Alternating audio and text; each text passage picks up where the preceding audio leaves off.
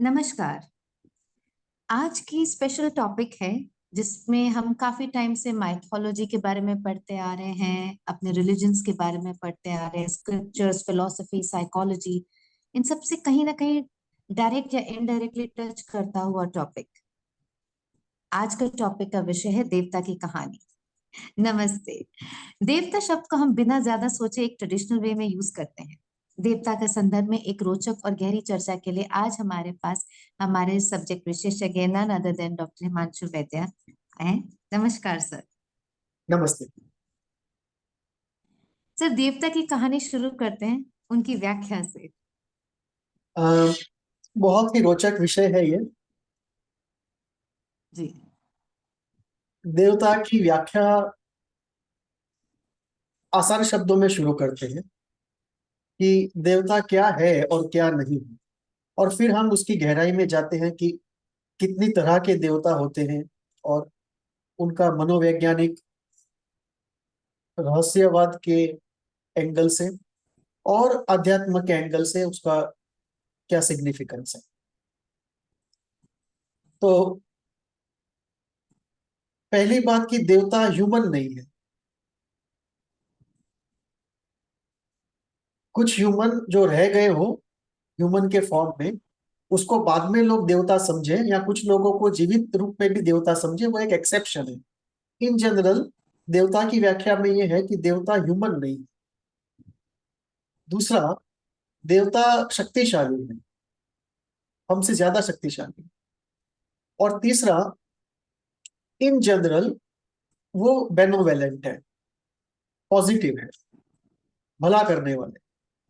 इसके कुछ एक्सेप्शंस भी हैं। कुछ माइथोलॉजिकल ट्रेडिशंस के अंदर टायरेनिकल देवता भी होते हैं। जैसे अगर आप कुछ माइथोलॉजी के पार्ट जर्मनी के लो, कुछ नॉर्वे के लो, हम्म। अ, कुछ आप एंशियंट ईरान के लो, तो आपको टायरेनिकल देवता भी मिल जाते हैं। हाँ। सो वो एक्सेप्शंस में है, पर इन जनरल ये तीन कैरेक्टरिस्टिक होती है कि वो ह्यूमन नहीं है, वो पावरफुल है और वो बेनोवेलेंट है। ये तीन कैरेक्टरिस्टिक्स रहती हैं, एक्सेप्शंस अपार्ट। चौथी कैरेक्टरिस्टिक है कि ह्यूमन एंगेजमेंट पॉसिबल है उनके साथ, क्योंकि देवी देवता तो ह्यूमन फिनोमिना है। अगर हम पत्थरों को देखें तो वो देवी देवताओं की सर्च नहीं करते। अगर हम वायरस बैक्टीरिया को या जानवरों को देखें, वो भी देवी देवताओं की सर्च नहीं करते। तो देवी देवताओं की कल्पना, उनका अंडरस्टैंडिंग, उनसे रिलेशन, ये एक बहुत ही ह्यूमन फिनोमिना है। तो किसी तरह से ये ऐसी एंटिटीज है जिनसे ह्यूमन एंगेजमेंट पॉसिबल है, और उस एंगेजमेंट से कोई गेन है। वो गेन चाहे प्रोटेक्शन का हो, वो गेन चाहे डिजायर सेटिस्फेक्शन का हो, वो गेन चाहे नॉलेज और मिस्टिकल पावर्स का हो, वो गेन चाहे एनलाइटनमेंट का हो, पर कोई गेन पॉसिबल है। और सामान्य एग्जाम्पल दे तो अगर आप हिंदू संस्कृति की बात करें तो हमारे यहाँ पे ब्रह्मा विष्णु महेश गणेश जी, ये कुछ एग्जाम्पल्स होंगे देवताओं के। जी। तो जैसे आपने कहा कि हिंदू माइथोलॉजी में देवता है ब्रह्मा विष्णु महेश, अ, तो रिलीजियस पॉइंट ऑफ व्यू से देवता होते हैं। देवता एस्ट्रोलॉजी में भी हम देखते हैं कि नक्षत्रों को भी देवताओं की तरह माना जाता है, सूर्य देव और नेचुरल फोर्सेस जितने भी हैं उनको भी देवताओं की तरह देखा। तो देवताओं के लगभग बहुत सारी आइडेंटिफिकेशंस हैं। तो देवताओं में प्रकार होते हैं या देवता की कैटेगरीज होती हैं? हाँ, देवताओं की जो दुनिया है, जो हम क्लियर नहीं है कि इंसानों ने खड़ी की है, अपने आप में है या दोनों है। लेकिन जो भी सच हो, देवताओं की जो दुनिया है वो बहुत विशाल है, और उसमें अलग अलग तरह के देवता पाए जाते हैं। तो जो देवताओं की दुनिया को हम समझ सकते हैं मानव होके, उसमें हमको कई कैटेगरीज दिखाई देती हैं। अगर आप सिंपलेस्ट गैलेक्सी ऑफ गॉड्स की बात करें तो वो अब्राहमिकल जी। रिलीजन है, जुडाइज्म, क्रिश्चियनिटी, इस्लाम। जहाँ पे हम्म। गॉड है जो एकमात्र देवता है और दूसरा कोई नहीं है, और उनके मैसेंजर्स हैं जो जी। इंसानों से ऊपर हैं और उस देवता से नीचे है, इन बिटवीन है। वो देवता नहीं है, वो चोजन वंस है, पर वो देवता नहीं। तो सबसे सिंपलेस्ट गैलेक्सी ऑफ गॉड्स जिसको कह सकें, वो अब्राहमिकल रिलीजन्स पे। यहाँ पे सिर्फ सीईओ है, सीईओ के सिवा नीचे वाइस प्रेसिडेंट, जनरल मैनेजर कोई नहीं। जी। अब हम दूसरी एक गैलेक्सी लेते हैं, ग्रीक गैलेक्सी ऑफ गॉड्स। हम्म। यहाँ पे देवताओं की परिकल्पना काफी अलग है। यहाँ पे इनकी कल्पना में कुछ 12 मेन देवता है, और फिर उनके नीचे दूसरे देवता है। और ये सारे देवताओं की कुछ कैरेक्टरिस्टिक्स है, और आपस में ये लोग इंटरेक्ट करते हैं। और इंटरेक्शन अगर आप इनका देखो तो कई बार तो बिल्कुल ह्यूमन इंटरेक्शन लगता है, और कई बार तो ह्यूमन बींग्स के अंदर भी एक बिलो एवरेज इंटरेक्शन लगता है, लेकिन ये बहुत पावरफुल है। और ग्रीक देवताओं की कंसेप्चुअलाइजेशन में कुछ नेचर के भी देवता है, कि कोई विंड का गॉड होगा, कोई फायर का गॉड होगा, और इनके अंदर कुछ स्पेशल कैरेक्टरिस्टिक्स वाले गॉड है, जैसे जोरबा है। तो Zorba is the god of hedonism, luxury, abundance and opulence. Okay. Osho इस चीज को यूज किया करते थे, फ्रेज को, बुद्धा द जोरबा। जी। ये रिनंसिएशन में अंदर से बुद्धा और बाहर की दुनिया में जोरबा, इसका जो कॉम्बिनेशन है स्पिरिचुअलिटी और मटेरियलिज्म का, एक आइडियल ऑप्टिमम मिक्स। तो वो जब इस चीज को एक्सप्लेन करने के लिए ईस्ट में से बुद्धा का एग्जाम्पल लेते थे और वेस्ट में से जोरबा का, तो वो एक ग्रीक गॉड है, Zorba the god of hedonism and abundance. तो ग्रीक का जो देवताओं का जो अंडरस्टैंडिंग है वो काफी अलग है। फिर अब आते हैं हिंदुओं के अंदर, तो हमारी जो गैलेक्सी ऑफ गॉड्स है वो सबसे ज्यादा विस्तृत है, सबसे बड़ी इलाबोरेट है। कि हमारी जो गैलेक्सी ऑफ गॉड्स है हिंदुओं में, उसको कई तरह से देखा जा सकता है कि देवता कितने प्रकार के हैं। तो कुछ देवता कॉमन है अलग अलग हिंदू स्कूल्स ऑफ फिलोसॉफी में, और कुछ देवता अलग अलग है अकॉर्डिंग टू द स्कूल। और कुछ स्कूल्स में देवता है ही नहीं। तो अगर आप हम्म। अ, बुद्ध दर्शन को या जैन दर्शन को देखो या चार्वाक दर्शन को देखो, कि इन तीन हिंदू दर्शनों में कोई ईश्वर की जगह पे कोई नहीं। ये मानते हैं कि सिस्टम है, ये इटर्नल है, अपने आप से है, इसको बनाने वाला कोई नहीं है, इसको चलाने वाला कोई नहीं है। ये एक सिस्टम है, उसके कुछ लॉज है, और इटर्नली ये सिस्टम चलता ही जा रहा है। So there is no creator of creation. तो जिसको हम वो ईश्वर कहते हैं, कि जिसने ये पूरा रियलिटी बनाई है, उस तरह का कोई ईश्वर इसमें नहीं है, तो इसमें उस तरह का कोई देवता नहीं। लेकिन बुद्ध दर्शन और जैन दर्शनों में जो सेकंड लेवल के जो देवता है, जो ईश्वर नहीं है लेकिन देवता है, उनकी परिकल्पना है, एंजल्स की भी परिकल्पना है। तो यहाँ पे जो देवता है वो कॉन्शियस एंटिटीज है, जो पावरफुल है लेकिन जो ह्यूमन नहीं है। और उनके भी अपनी एक दुनिया है, अपना एक रेल्म है, कि जैसे हमारा यूनिवर्स में एक जोन है, वैसे उनका भी एक जोन है। जी। तो इनके अंदर देवता की परिकल्पना है विच आर नॉन ह्यूमन। और देवता ऐसे भी हैं जो ह्यूमन बींग से ज्यादा अच्छे हैं, और दूसरे ऐसे भी देवता है पाताल लोक के जो डार्क साइड पे हैं, उनकी भी परिकल्पना है। So you have the bright gods and you have the dark gods, bright above the human beings, dark below the human beings. और उनके भी अपने लोक हैं। तो एक देवलोक है ऊपर, और नीचे पाताल लोक है, और बीच में हमारा पृथ्वी लोक है। और हर लोग की अपनी कैरेक्टरिस्टिक है कि कितनी जल्दी इवोल्यूशन हो सकता है या नहीं हो सकता है। वहां की लॉज अलग है और वहां पे रहने वाले इनहेबिटेंट्स की कैरेक्टरिस्टिक्स, पावर्स, कॉन्स्टिट्यूशन अलग, और of course path of evolution भी सबका अलग है। तो ये एक कुछ दर्शन हो गए जो ईश्वर में नहीं मानते। तो यहाँ पे देवता है, लेकिन कुछ पावरफुल देवता है जो ह्यूमन नहीं है, चाहे ऊपर हो या नीचे हो।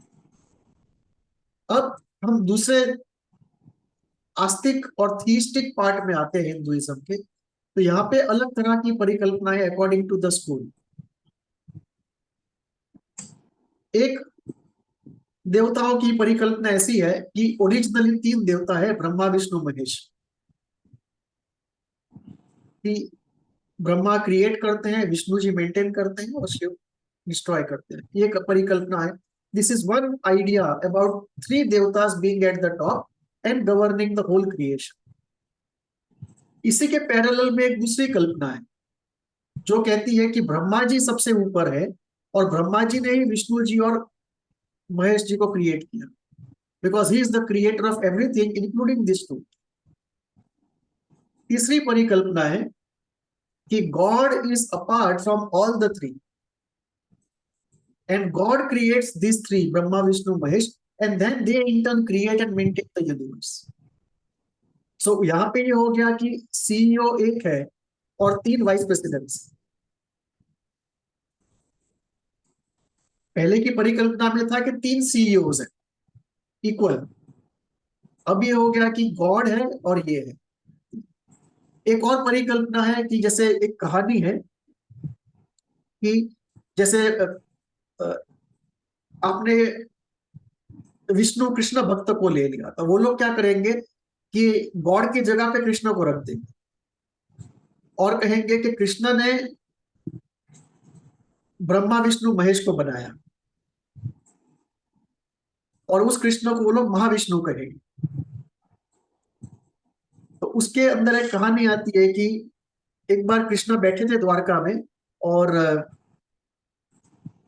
The security person comes to him कि ब्रह्मा जी आपसे मिलने आए। अच्छा। तो कृष्ण कहते हैं वो सिक्योरिटी वाले से कि उनसे जाके पूछो कि कौन से ब्रह्मा जी। जब उनसे पूछा जाता है तो he gets confused because he is of the opinion कि एक ही ब्रह्मा है जो मैं हूं, और वो तीन मुख वाले हैं। तो जब वो कृष्ण से मिलते हैं तो कहते हैं कि भाई मुझे तो था कि मैं अकेला ही हूँ। तो कृष्ण कहते हैं कि नहीं, ऐसा नहीं है, हर यूनिवर्स के एक ब्रह्मा है और आप इस यूनिवर्स के ब्रह्मा हो, तीन मुख वाले। क्योंकि इस यूनिवर्स में जनरेशन के तीन स्पॉट्स हैं जहां से जनरेशन हो रहा है, इसलिए उसका सिंबलाइजेशन तीन मुख वाला है। ओह। और ऐसे इससे भी बड़े यूनिवर्सेस हैं जहां पे 1 बिलियन मुख वाले ब्रह्मा है। ओह। हमारे यूनिवर्स से बिलियंस ऑफ टाइम्स ज्यादा है, बड़ा है। तो यहाँ पे वो कंसेप्चुअलाइजेशन है कि कृष्ण है और कृष्ण ने सभी यूनिवर्स के लिए एक एक ब्रह्मा बनाया है। तो यहीं पे if you look at the recent modelling, you will see in Sri Aurobindo's writings something similar, कि there is one God who can never be known completely. It is beyond the capability of a human being. हमारे पास वो apparatus ही नहीं to know. So we can only know certain things that we are allowed to know. So human knowledge and human reach is strictly human. It's by no means absolute. तो वो conceptualization इस तरह का है कि there is a God and God, let us say, अब यहाँ पे मैं अपना ला रहा हूं बीच में कि god creates a principle. Let us say हमारे यूनिवर्स के लिए एक प्रिंसिपल क्रिएट किया, जिस प्रिंसिपल के अंदर एमेनेंट है कि इस यूनिवर्स की जर्नी कैसे होने में। और इस यूनिवर्स, ऑफ कोर्स ये यूनिवर्स उसमें से ही आया है, बट इस यूनिवर्स के अंदर एक clear program of the universe है और पावर्स हैं। और इस प्रिंसिपल के अंदर पार्टली फ्री विल है जो डायरेक्ट गॉड का फ्री विल है, और ग्रेस और दूसरा इसमें लॉ है। और ये principle in turn Brahma Vishnu Mahesh को क्रिएट करता है। वो लोग एलिमेंटल्स को क्रिएट करते हैं, लॉस को क्रिएट करते हैं, और फिर फिनोमिना शुरू होते हैं। राइट। तो ये एक कंसेप्चुअलाइजेशन है। और you see this in Savitri, Shri Aurobindo की किताब में। The first line is, it was the our before the gods awake. So what it means is it is a state where God had yet not created the principle of our universe. And after God created the principle, the ground of our universe, that principle in turn created the main three gods. It created the elementals. It created the elemental laws. It created the elemental smaller gods. And the gods in turn govern the forces. So एक हमारे यहाँ पे conceptualisation ऐसा है जो श्री अरबिंदो की किताबों में भी मिलता है और वो पौराणिक किताबों में भी मिलता है, कि behind every natural force there is a being, and that being is a god who is managing that particular force. तो ग्रेविटी ले, तो ग्रेविटी के पीछे there will be a god. Electromagnetism के पीछे there will be a being that we call god who manages that particular force. Aggression ले, तो aggression के पीछे एग्रेशन के गॉड होंगे। सो कोई भी एलिमेंटल चीज जो है, चाहे वो साइकोलॉजिकल लेवल का एलिमेंटल हो, फिजिकल लॉज के टर्म्स में एलिमेंटल लॉज हो, फिजिकल डायमेंशन के एलिमेंटल हो या बायोलॉजिकल, सभी एलिमेंटल्स के पीछे, चाहे वो सब्सटेंशियल एंटिटीज हो चाहे वो फोर्सेस हो, उन सब के पीछे बीइंग्स हैं। On those beings are gods. So हमारे एक देवताओं की जो लाइन है वो सभी एलिमेंटल देवता से, कि जो सभी फोर्सेस के पीछे और सभी एलिमेंटल सब्सटेंसेस के पीछे। जी। तो एक बड़े गॉड, एक तो ओरिजिनल गॉड हो गए, द सोर्स ऑफ एवरीथिंग। फिर प्रिंसिपल हुए जो यूनिवर्स के गॉड हैं। उसके बाद ब्रह्मा विष्णु महेश हुए। उसके बाद एलिमेंटल गॉड्स हुए। फिर उसके बाद आते हैं नेचुरल फोर्स। एलिमेंटल गॉड्स के बाद नेचुरल फिनोमिना के गॉड।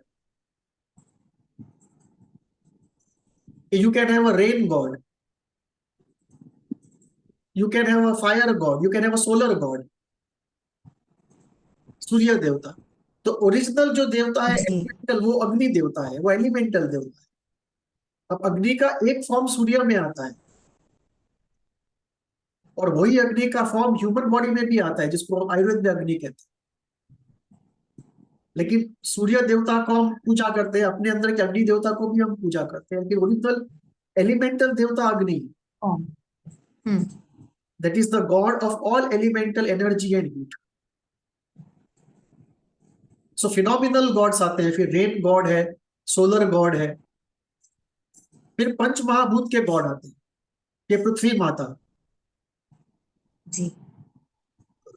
जल को जल आप देवता। जल देवता, वायु देवता, अग्नि देवता। तो पंच महाभूत जो है उनके गॉड्स आते हैं, फिर उनके देवता आते हैं। फिर एक तरीका है ऑन्टोलॉजिकल देखने, कि हर चीज का उद्भव कहां से होता है, तो वहां पे ब्रह्मा विष्णु महेश, ये ऑन्टोलॉजिकल गॉड्स। फिर आते हैं प्लेटोनिक गॉड्स और आर्कटाइपल गॉड्स, इसको थोड़ी देर में हम देखेंगे। दूसरा तरीका है देखने का मिस्टिकल गॉड्स, जैसे भैरव है, या तंत्र की सारी देवियां हैं, या तंत्र के सारे देवता हैं। ये मिस्टिकल गॉड्स हैं, जिनको देवताओं की तरह पूजा जाता है एक साधना पद्धति में। ये नेचुरल गॉड्स नहीं है, न ही ये एलिमेंटल गॉड्स है। हालांकि एलिमेंटल गॉड्स को भी आप साधना में पूज सकते हो और तंत्र में करते भी हैं ऐसा, पर उनके अलावा एलिमेंटल गॉड्स की साधना के अलावा you can have gods which are specific to certain साधनास, कि पर्टिकुलर फॉर्म ऑफ तंत्र के लिए। जैसे टिबेटियन बुद्धिज्म में जो देवताओं की पूजा होती है, वो उस तरह के देवताओं की पूजा 10 महाविद्याओं की साधना में नहीं होती। दोनों जी। तंत्र के ही फॉर्म्स हैं, लेकिन दोनों के देवता अलग अलग। और उसके हिसाब से पूजा की पद्धति भी अलग है। दूसरा एक तरीका है देखने का इष्ट देवता और जनरल देवता। कि इष्ट देवता वो है जो आपको सबसे ज्यादा कंपेटिबल लगते हैं आपकी साधना के, जो आपके फेवरेट है, जिसके थ्रू आप आगे बढ़ना चाहते हैं, सबसे ज्यादा कंपेटिबल, वो इष्ट देवता हो गए और अदर देवता हो गए। फिर आप हो गए कि सामान्य देवता और लघु देवता। तो लघु देवता वो है जो अर्थ प्लेन से नीचे है और बेनोवेलेंट नहीं है, वो मेलोवेलेंट, जो ब्लैक मैजिक की बात किया करते हैं। और वो लघु देवता की कैटेगरी में आते हैं। और कई बार दूसरा जो लघु देवता का जो यूज है वर्ड का, वो इस तरह से है कि जिन देवताओं के पास पावर कम हो, भले ही वो बेनोवेलेंट, वो अर्थ प्लेन से ऊपर के प्लेन के हो, बेनोवेलेंट हो, लेकिन पावर उनका बहुत कम, उनको भी लघु देवता कहते हैं। और कुछ लोग ऐसा कहते हैं कि पहले आप लघु देवताओं की पूजा करके अपनी इच्छाएं पूरी करते हो और फिर रियल देवता की पूजा में जाते हो। कई लोग तो ऐसा कहते हैं, साधना में, कई साधना की स्कूल्स में ऐसा होता है कि लघु देवताओं के अंदर पढ़ो ही मत। आप डायरेक्टली खाली जो सेल्फ ट्रांसफॉर्मेशन है, सेल्फ नोइंग और सेल्फ ट्रांसफॉर्मेशन, वो कोर पे ही चले जाओ। इन सब मिस्टिसिज्म में पढ़ो ही नहीं, ये आपको एस्ट्रे ले जाएंगे, they will take you astray. So इस तरह से पूरा एक गैलेक्सी ऑफ गॉड्स बनता है। जो गैलेक्सी अब्राहमिक रिलीजन की अलग है, ग्रीक सिविलाइजेशन की अलग है, वैसे ही साउथ अमेरिकन सिविलाइजेशन देखो उनकी अलग है, और हिंदू सिविलाइजेशन की अलग है। और हिंदू सिविलाइजेशन में भी see the most elaborate galaxy of gods. तो जब आप इतने डिफरेंट कल्चर्स के देवताओं का व्याख्यान कर रहे हैं, so can gods be created as in, क्या अभी भी हैं नए नए देवी देवता हमें मिल सकते हैं टू आइडेंटिफाई विद? तो are we still in the process of finding and creating? Yes, they can be created, and this brings us to the definition। कि अगर आप ये डेफिनेशन दो कि देवतास are self-existing or created by God, and human beings cannot create them, that is one definition। And there are that category of devatas which are created either by God, or if you don't believe in God, then they are self-existing. But cannot be humanly created. That is one definition. And some beliefs do go by that, कि human beings cannot create anything of that type. But there are many schools which believe कि human beings can create। और आप एक example ले लो कि संतोषी माता का example ले लो, कि हमारे ही टाइम में, हमारे ही लाइफ टाइम में we have seen creation of a god. कि जो जिनका शास्त्रों में कहीं पे कोई वर्णन नहीं था, somebody created a form, a mythology around it, and the film was made, film became very popular, and everyone started having Santoshi Mata ka vrat। Yes. I have eaten meals on many Fridays। Santoshi Mata, Santoshi Mata is considered भगवान गणपति's daughter। Yeah, but that all came much later in this very century, in our lifetime। Oh, oh, is it? So अच्छा, you have also been fasting on Fridays? नहीं नहीं, I have been fortunate to have those delicious meals when somebody else was doing the vrat। When I was small, this was very common। When I was a child, it was very common कि शुक्रवार को कोई संतोषी माता का व्रत रखता था, और वो ग्यारह बचपन में लड़कों को बुलाया जाता। 11 बच्चों को बुला के खाना खिलाया जाता था, और उसमें वो स्वीट्स हुआ करते थे, वो खीर हुआ करती थी। I still remember. खीर, हाँ, खीर, yes। तो we used to be very happy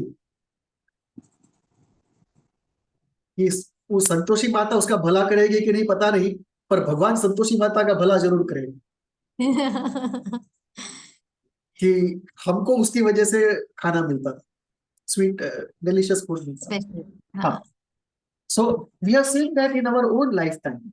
That is one. Second, when we come to idol worship and idol therapy, which is a very Mhm. deep science in India, then you create God according to your own nature for the purpose of sadhana, and across your whole sadhana, you create not one but multiple gods. आप जब हम्म lowest चक्र पे काम कर रहे हो, addressing your fear and survival issues, जब आप मूलाधार पे काम कर रहे हो तो आप एक पर्टिकुलर देवता को क्रिएट करते हो, उसकी उपासना करते हो। फिर आप जब धीरे हम्म धीरे ऊपर आते हो, आप हार्ट चक्र पे आते हो, तो आप एक अलग देवता की पूजा करते हम्म हो। हर चक्र के देवता है, हर चक्र की पूजा की पद्धति है, हर चक्र के मंत्र यंत्र है। सो हमारी जो पूरी सेल्फ ट्रांसफॉर्मेशन की जर्नी है तांत्रिक मोड में, उसमें तो हम कई देवताओं को की पूजा करते हैं, और उसमें पर्सनलाइज्ड, अगर किसी को जरूरत हो, अगर गुरु को लगे कि एग्जिस्टिंग जनरल ट्रेडिशन में जो देवता है उससे इस आदमी की साधना ठीक नहीं चलेगी, तो गुरु can add, delete, modify or hmm create a completely new form of God with a mythology around it. Oh. So there, the Devta becomes, in the initial part, a tool for sadhana. In the later part, a reservoir of power and guidance for the sadhana. Amazing. So yes, Devtas can be created, and ऐसा भी कहा जाता है कि जब लोग किसी particular देवता की उपासना बंद कर देते हैं, तो उस देवता का पावर कम होता है। जैसे कई वैदिक पीरियड के जो देवता, अगर आप वेद खोल के उसमें देवताओं का लिस्ट देखो, उसमें से कई देवता ऐसे हैं जिनको लोग भूल चुके, अब उनकी उपासना कोई नहीं करता है, उनको आहुति कोई नहीं देता है। तो ऐसा कहा जाता है कि उनकी पावर धीरे धीरे कम होती है। और जो देवता पॉपुलर होते हैं उनको लोग पूछते हैं, उनकी पावर ज्यादा रहती है। और एक दूसरी भी कहावत है कि जो लोग इस अर्थ प्लेन के नजदीक हैं, जो कभी इस अर्थ प्लेन पे आए थे, कुछ देवता तो ऐसे हैं जो अर्थ प्लेन पे आए ही नहीं, उन्होंने कभी ह्यूमन फॉर्म लिया ही नहीं। और कुछ ऐसे हैं जो ह्यूमन फॉर्म में कभी थे, पार्टली थे, फुल्ली थे, लेकिन थे। So they are easy to call and please and propitiate. तो जैसे उनमें हनुमान जी है, गणेश जी है, जो इस प्लेन पे रह चुके हैं। और कुछ ऐसे देवता हैं जो कभी इस प्लेन पे आए ही नहीं है, they are very difficult to please and get in touch with. दूसरा इसमें यह है कि कुछ देवता, जो क्रिएशन की बात है, वो साधना के प्रोसेस में भी क्रिएट होते हैं। जैसे नॉर्मली हम जानते हैं गणपति, लेकिन जी। गणपति का एक अघोर फॉर्म है जो अघोरा में यूज होता है, अघोर गणपति, जिनको हम्म घर पे नहीं लाया जाता, जिनके स्मशान में ही पूजा होती है। ओके। ऐसा कहते हैं घर में ले आओ तो घर को भी वो स्मशान बना देंगे। ओ। वैसे ही सरस्वती का अघोर स्वरूप होता है, नील सरस्वती। तो इसलिए देवता को दो में डिवाइड करते हैं, सौम्य और उग्र।